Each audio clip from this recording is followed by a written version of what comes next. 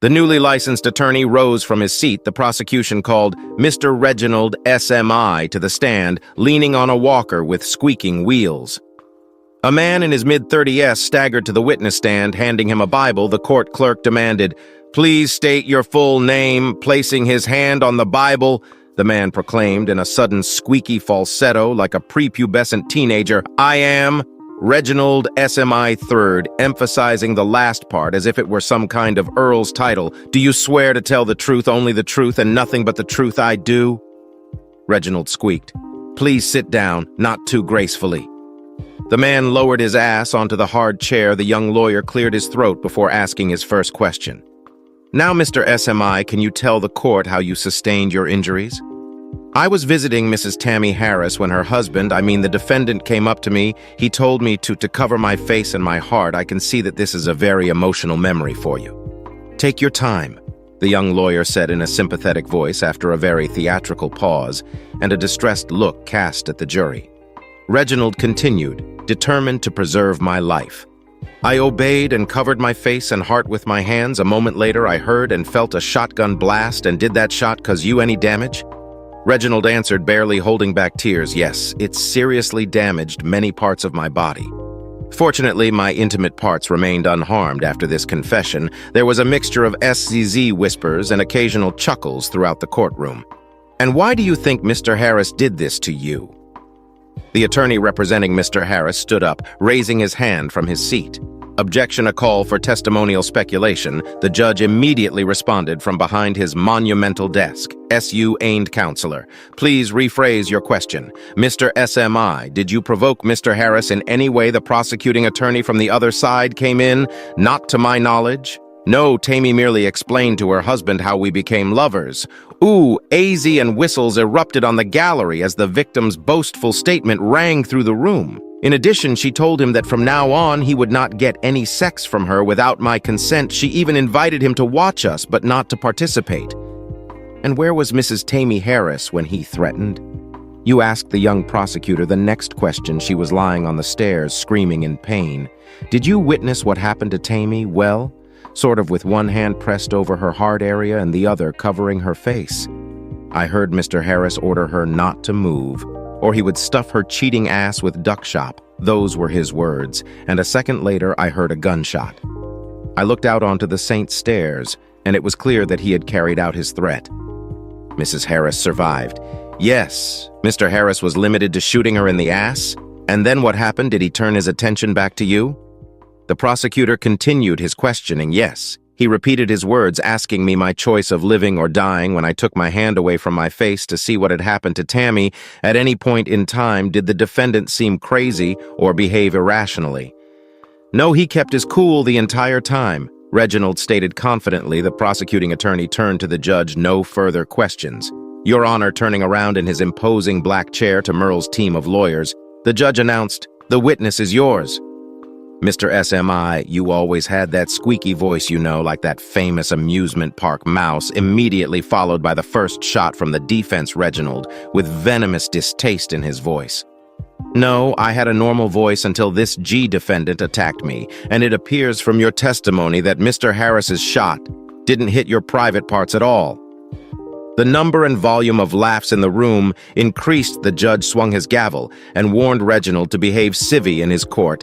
"I sexually satisfy women who are missing their husbands or boyfriends," he proclaimed, pompously swelling with importance. "And do these boyfriends or husbands agree with what you do? Not always. But I'm alpha-dominant male, and I get my way." He smirked. "So you were an alpha to Mrs. Harris as well?" After a brief pause, Reginald stuck out his chest and proudly proclaimed, "Yes." There was an uproar in the courtroom, followed by the expected bang of the judge's gavel and a reprimand to the troublemakers from his master in the black robe. "And did you and Mrs. Harris inform Mr. Harris of this agreement of yours?" continued the interrogation by the defense counsel. "Yes, a few minutes before he attacked me." "Was Mr. Harris holding a gun at the time?" "No, when Mrs. Harris told him of our arrangement, he ran out the front door as if a little upset." "And what did you do after that?" I went upstairs with Mrs. Harris to help her pack for our weekend together, and then, just as we were coming down the stairs, Mr. Harris came through the front door with 2 shotguns in his hands, and by the way, he pointed one of them at me, the alpha dominant declared indignantly, holding a folder of documents in his hands. The defendant's defense counsel stepped forward a bit, pretending to study the records, and then asked, being a bully according to the police report, "Did you immediately wet yourself?" The courtroom cackled, and even the judge smirked. Reginald, with his annoyingly high falsetto, immediately responded he was armed. I was scared for my life. What was it? Was it urine, semen, or a combination of both that the scare caused your body to suddenly spew? Did it help you deal with the fear? The lawyer calmly pursued his line, striding around the jury, and glancing furtively at the blushing Reginald. "You Alpab bull," shouted over the barrier. The judge banged his gavel loudly. "Mr. SMI, this is your second warning. One more outburst like that, and I'll hold you in contempt. Do you understand that humble response from a puffing Reginald back in his seat?" "Yes, Your Honor." "Good. Now answer the question," staring intently with an annihilating gaze in the direction of the defense and enunciating almost syllabically. "This was urine. Very well, if you say so," nodded the satisfied lawyer. Then he continued to develop his thought, backing it up with expressive gestures, staying halfway between Reginald and the jury. "It seems that Mr. Harris was in charge at the time of your excitement, as you put it. Yes, the dominant male, while you were the weak one, as the dominant alpha bull should. Shouldn't you have just ordered Mr. Harris to take his proper pathetic place? He had a gun." Reginald III rounded his eyes. "I suppose you can only be a dominant man if the other man is unarmed. No, but I'm still a dominant male. I'm a bull in your own delusional mind." The lawyer sniggered, then he delved back into his notes. "So the report says that only your legs were hurt. I'd have thought a bull could easily ignore pain." The police report buff suggested slightly. "Oh, come on." The fervent desire to send the Barack away was cut short when Reginald had time to consider at the last moment whether to bring another contempt of court charge against himself. However, the newly revitalized galley in the audience found it very amusing. If Reginald had that shotgun in his hands right now, this leech of a lawyer would probably join him in attending meetings of the Erectile Dysfunction Society. The defendant's attorney smirked. "Was your F-face covered when Merle told Tammy to stand still?" "Yes, so you didn't see the shotgun accidentally go off." The defender was still fighting the grin that was crawling over his lips while Reginald struggled to squeeze it out. "No, I didn't." I see. And didn't you say that you covered your face with your hand the same way when the gun accidentally went off, hitting you somewhere below the waist?" "Yes, I covered my eyes with the palm of my hand, so it follows that you did not actually see the defendant pull the trigger," was the logical conclusion of defense counsel. Blood vessels swelled angrily on Reginald's forehead. "No, so Merle could have put the gun down, and it accidentally went off." "No, as I felt the pain, both my hands quickly grabbed my crotch, and I saw Merle holding the smoking shotgun while grinning the creep from ear to ear. Still, I'd like to point out that you have no evidence of this." Moving on, the lawyer Law began flipping through the papers in the folder he was pacing back and forth with. "The police report says..." "Wait a second. There it says that you also pissed your pants. You know, all over your already injured legs. Did this happen before or after the accidental shotgun blast?" I pause. I don't again. A pause, and a deadpan stare, I remember, while Reginald gritted his teeth and poured bile, the defense attorney doing his best emit of the thin voice of a famous theme park. "Mouse," addressed the judge, "no further questions, Your Honor." Many spectators sitting on the gallery also practiced voicing the mouse's squeak, prompting much laughter from other observers gathered in the courtroom after Reginald SMI struggled to regain his feet and rolled his walker to the back of the courtroom. The young attorney representing the city stood up. The prosecution wished to call Mrs. Tammy Harris to testify leaning on a cane. A rather pear-shaped woman strode to the witness bench holding out a Bible to her. The clerk of the court demanded, "State your name, please." Placing her hand on the Bible, the lady said in a soft and sultry voice, "My name is Tammy Harris. Do you swear to tell the truth, the whole truth, and nothing but the truth?" "I do." "Please have a seat." Tammy carefully settled her weighty stern into the pathetically creaking chair, spreading her rounded knees, no more than an inch or two apart. The dress she wore looked very conservative. "Were you present at the shooting of Mr. Reginald SMI, who is present here?"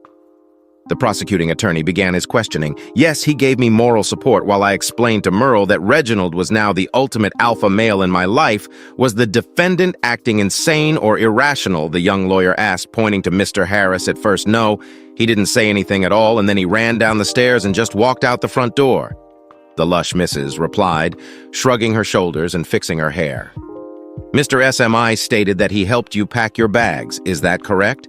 Yes, being a sexually attractive wife, I intended to spend the weekend with him. There was more chatter and giggles from the gallery, but no banging of the judge's gavel this time. And just as you were coming down the stairs, you saw your husband again. My ex-husband, now she corrected the prosecutor. Yes, he had a shotgun in his right hand, pointed at Reginald, and another in his left, pointed at the floor. Your husband, excuse me, your ex-husband didn't seem out of control.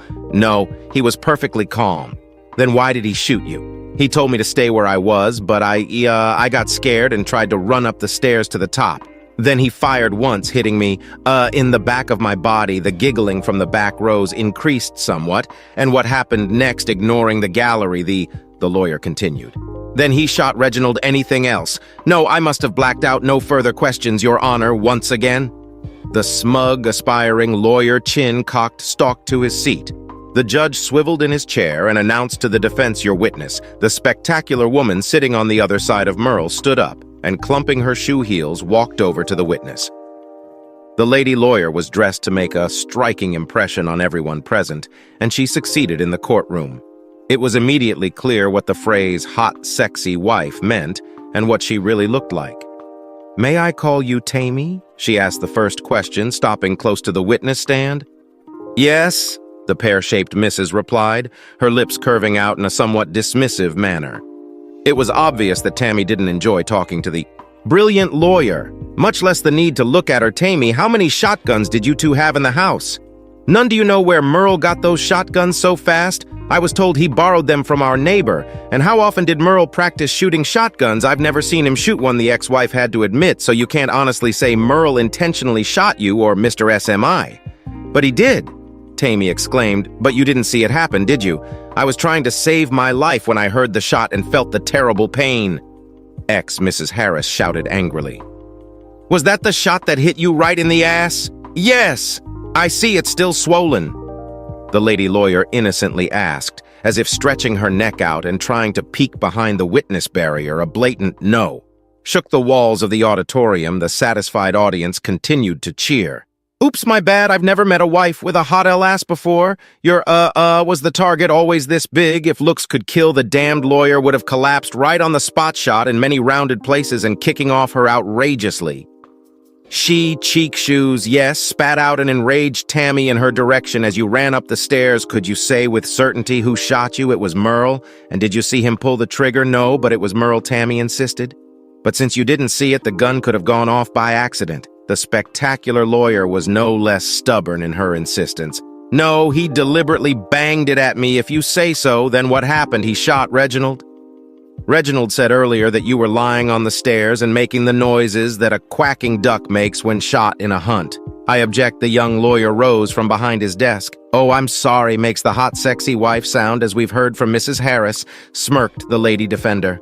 So you were moaning passionately on the stairs with a shot charge up your ass. Did you actually see Merle pull the trigger when Reginald got an accidental shot in his, bull dignity? It wasn't an accident. I was running up the stairs when I felt a kick from behind, and as I fell, a second shot rang out. Answer my question, please. Did you see Merle fire both shots again? The compressed lips and that annihilating look. No, the snarky lawyer continued her reasoning, pacing back and forth in front of Tammy's very nose and nonchalantly waving her papoose. Since Merle is not a skilled sniper, you either had to be very close to him or your ample ass was a very large target for the entire load of duck shot to hit it. The police report, on the other hand, says that you were almost at the very top of the stairs, so objection, inappropriate remark. The young prosecutor jumped up and down as if on springs. I withdraw my question. Your Honor, smirked the malicious defense attorney. A seething Tammy was determined to get a voodoo doll so that she could torture the obnoxious as soon as possible. So Tammy, it sounds like you were trying to drive your husband crazy with all this talk of becoming a cheating girlfriend for another man. Was that your true intention? No, not at all. I was merely describing the sexual relationship that Reginald and I would have and how it would affect Merle, and you expected him to go along with that plan. Completely raised her eyebrows. Yeah, he always let me have whatever I wanted, the former Mrs. Harris said condescendingly, so what he did can only be described as crazy. Concluded the defense attorney objection, leading question sustained rephrase. Your question, counselor, the judge spoke up. How many other times has your husband Merle gone crazy and accidentally discharged his weapon? None. Well, it looks like either you misjudged Merle or he was crazy. No further questions, Your Honor, still tapping her heels and swaying her hips slightly. Merle's spectacular defense attorney sauntered back to her seat, loud enough for the judge to hear. Tammy muttered immediately. There was the clang of a gavel, and the judge's stern voice rang out, "One more of your antics, Mrs. Harris, and I'll hold you in contempt." Rolling her eyes and glaring fiercely at the lawyer, Tammy dragged her injured ass off the witness chair and took her former seat in the audience, similar hemming and hawing with each other, as the prosecution called expert after expert erupted. More than once, the defense attorneys then called several experts as well, and then moved on to Merle. The beautiful defense attorney rose at her desk. The defense would like to call to the stand the defendant, Mr. Merle Harris, to testify after taking a seat at the witness bench and going through the procedure with the Bible. A question followed. Mr. Harris, do you remember pleading guilty to the charges against you on the advice of counsel? I pleaded not guilty by reason of temporary insanity. Merle replied, and the expert psychiatrist agreed with you. No, she didn't believe I was insane. Not now. Not at the time. Do you now own or have you ever previously owned the shotguns mentioned? No. Never have you ever fired such a weapon to the best of my recollection. No. Were you present at the shooting of your ex-wife's rear end to the best of my recollection? No. Were you present at the shooting of the front of Reginald SMI? Not that recall. No, Merle repeated like an echo for the third time. Mr. Harris, why did you divorce Tammy? The police told me that she and her lover were shot in my house. I'm sure our wedding vows never said either of us could have a lover, since she was apparently having a bout of temporary insanity too. I decided it would be best for me to cut my expenses. I don't see the point of staying married to a crazy no further questions, Your Honor. The business suit-clad beauty smiled at the judge as she smoothly retreated to her seat. Smirking at the young prosecutor, along the way, the defense attorney gracefully lowered her tight ass onto the chair, looking more than a little unsure of himself. The newly appointed prosecutor managed to control himself, pulled on his jacket, and took the floor. Mr. Harris, where were you the day your wife was shot? Is that when she was shot by the Martian horror ray? I don't even know exactly when that happened, so I can't answer your question. Oh, and by the way, ex-wife Market down there shot in your house on your stairs with a Drew wick. The ambitious young prosecutor lost his temper. Nah, I don't remember that. You don't remember shooting your ex-wife? Well, since I heard testimony that Tammy's fat ass was stuffed with lead bullets from a shotgun, and I don't remember ever firing such a weapon in my life, that must mean I didn't shoot my ex-wife. It seems simple, Mr. Harris said, unable to blow the steam out of his ears. The exhausted lawyer began to sweat profusely. Why did you shoot Reginald SMI? You mean photographing him? I don't remember doing that. Why would I do that? I'm straight. Actually, laughter came from the gallery again. The lawyer smiled as she watched the fruitless efforts of her younger colleague. The lawyer himself was nearly cracking at the seams. Why did you shoot Reginald SMI with a shotgun? I think I just answered that question, so turn your healthy ear to me and I'll repeat myself. Merle leaned over the barrier and proclaimed louder than usual, I do not remember ever firing a shotgun. That in turn means that I did not shoot Mr. Reginald SMI. As I recall, even Reginald himself testified that at the moment of the shot, he covered his face and simultaneously pooped his pants. The pure-hearted roaring of the audience from the back rows elicited several bangs of the judge's gavel and thunderous calls to order, so you don't remember Tammy telling you about how she became a hot, sexy wife to a bull. No, but I can imagine how up I'd be if she did, so you'd be so freaked out that you shot her with a shotgun, cheered the revitalized prosecutor who knows. Mr. Harris waved his hands in the air. Good thing I don't have a shotgun. The friendly laughter that came from the gallery caused furtive smirks among the jurors, and another bang of the judge's gavel epilogue. It took the jury less than 2 hours to find Merle guilty, but only on the charge of reckless endangerment of life. He was sentenced to the time he had already served while awaiting trial, which ultimately allowed him immediate freedom. In the back of the courtroom, somewhere in the midst of the exiting lively crowd, someone in a rather squeaky voice, very much like that of a world-famous mouse, whined about the outrageous injustice of it all. I waved to the guard like I belonged here and cheerfully wished him good morning as I headed for the elevators. I got in and pressed the third-floor button. When the door opened on the count of 3, I quickly stepped out and headed straight for the employee bulletin board. I took a piece of paper out of my pocket and pinned it to the board with the buttons, and then headed for the men's room. Once inside, I went into each of the 4 stalls and used a magic marker to write the same thing on all 4 walls of the stall. I went up the stairs to the 4th floor, where I repeated what I had done on the 3rd floor, and then down the stairs to the lobby. I had a big smile on my face as I walked out the front door of the building. It's been said over and over again, revenge is a dish best served cold.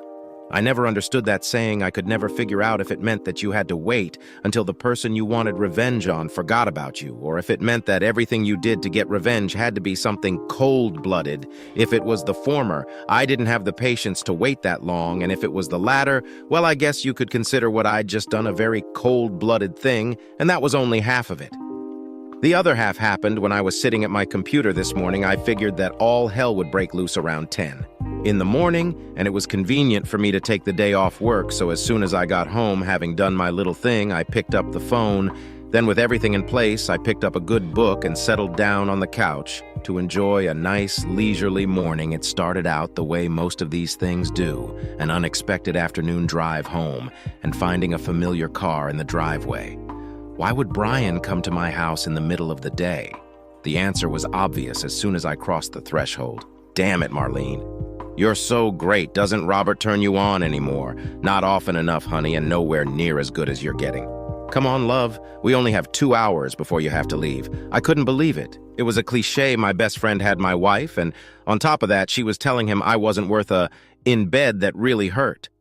I always thought Marlene and I had a great sex life 4 or 5 times a week. And in these cases, it was more like twice, and then a quickie in the morning before I left for work. I think most men would have stormed into the bedroom screaming, ready to kick ass and yell, but I wasn't one of those men. My motto since 8th grade has been, get mad, get even. I very quietly snuck into my home office and grabbed my mini dictaphone and a fresh tape. I crept as close to the bedroom door as I dared, opened the linen closet door and placed the recorder where it could best pick up the sounds from the bedroom, and then quietly walked out of the house. When I got home that evening, Marlene was cooking dinner as usual. She had a fresh bottle of martini in the fridge, so we sat down, had our usual pre-dinner cocktail, and chatted for a while. How was your day, honey? Full of the usual UL shitty meetings and conference calls, and how was yours? Pretty boring this morning. I went grocery shopping, did a bunch of laundry, and then spent the rest of the day reading a book. Anything interesting? No, just one of those cheating stories from Nora Roberts. The usual story: wife has a dirty affair with her husband's best friend. Yes, pretty much. After dinner, I helped wash the dishes, went to get my cassette recorder, and then went to my home office to take care of some paperwork. I rewound the tape, pressed the play button, and then listened to my wife and my so-called best friend humiliate me between sex on the bed. What interested me most was how they had arranged their next meetings. They planned to meet the day after tomorrow. Tomorrow was a day off. I had to get my hair done, you know, and Brian planned to spend 2 nights with Marlene.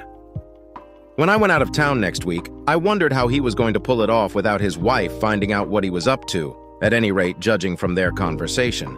This wasn't the first time Brian had kept Marlene company. When I went out of town anyway, with that information in hand, I started planning. It's just amazing the information you can find on the internet. 2 hours of surfing, and I had almost everything I needed. A trip to Radio Shack and Electronics Avenue, and a credit card helped me with the rest. I got home in the afternoon when I knew Marlene would be at the barber shop, and then using the information I'd gotten from the web and my purchases, hooked up the T recorder to the phone line and hid the voice-activated recorder in the bedroom. The rest would have to wait until the weekend, when Marlene would go to visit her mother and sister. That night when I got home, I pulled the tape out of the tape recorder on the phone line and listened to a 10-minute conversation between Brian and Marlene in which they told each other how much they missed each other and could hardly wait until the next day when they could be in each other's arms again the next day. While Marlene was doing the dishes, I took the tape out of the tape recorder in the bedroom, and later in my office, listened to it. Besides the sounds of sex, I got to hear the two of them talking about how stupid Bev and I, Brian's wife, had been about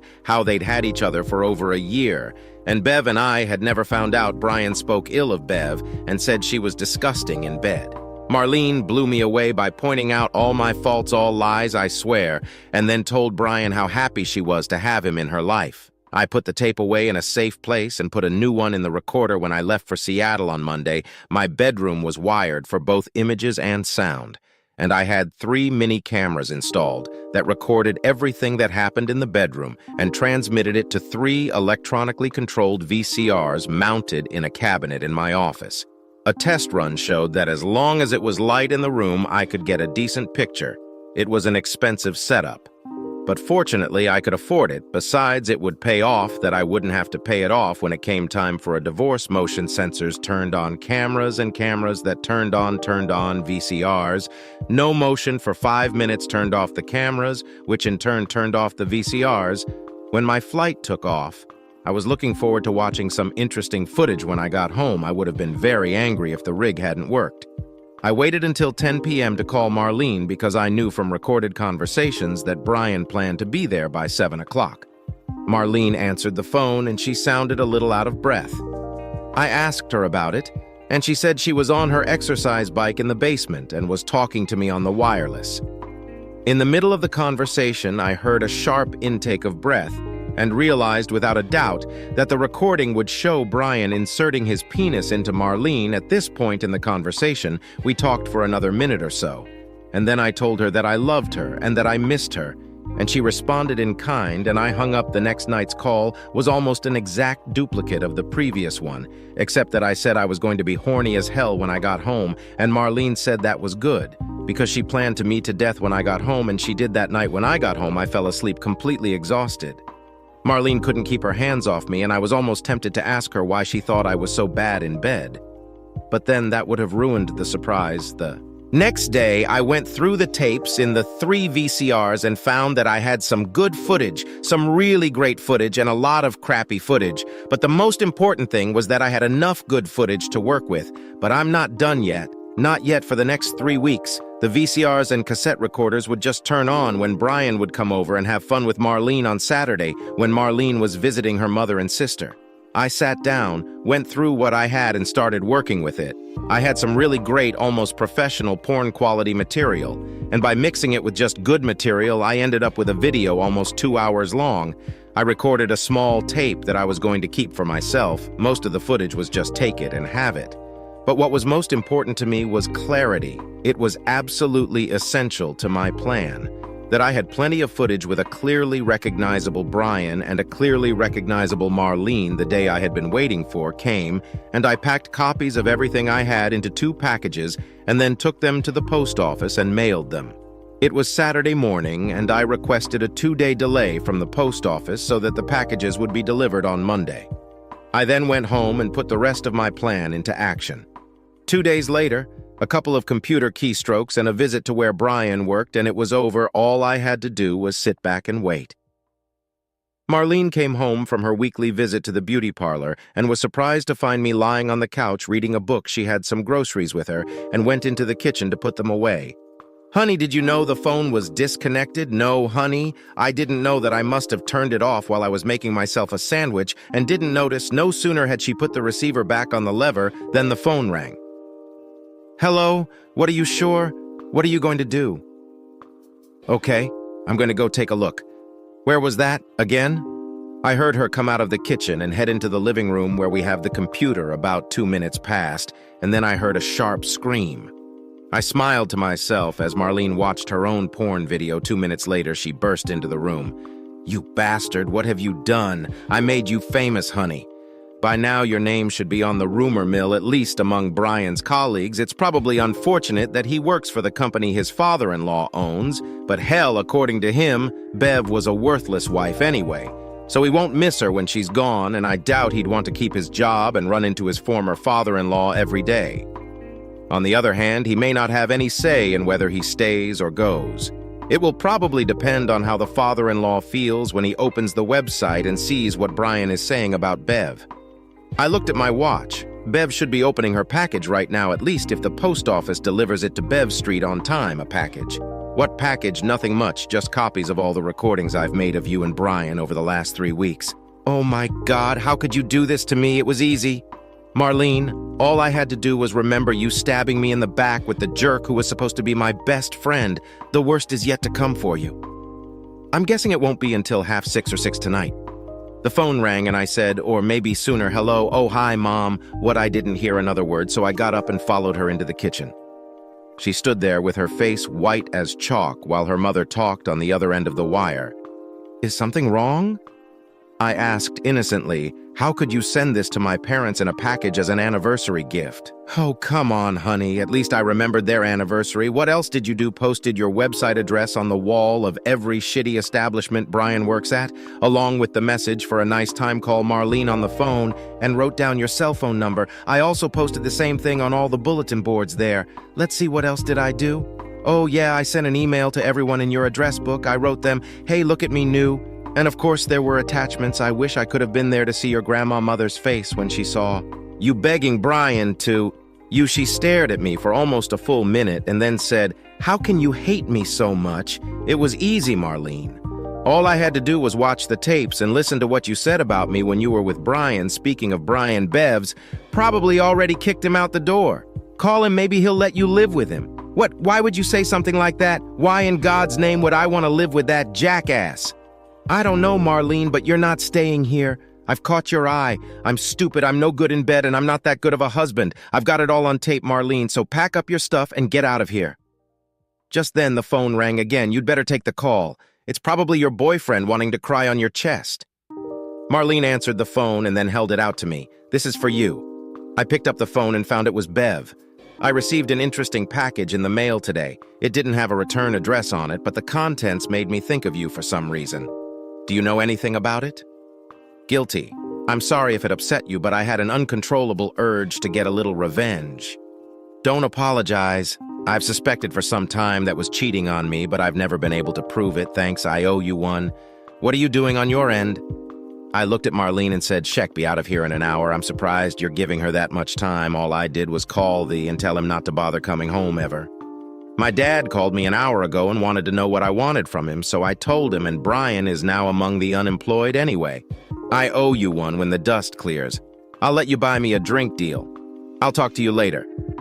I hung up the phone and looked at Marlene. Are you still here?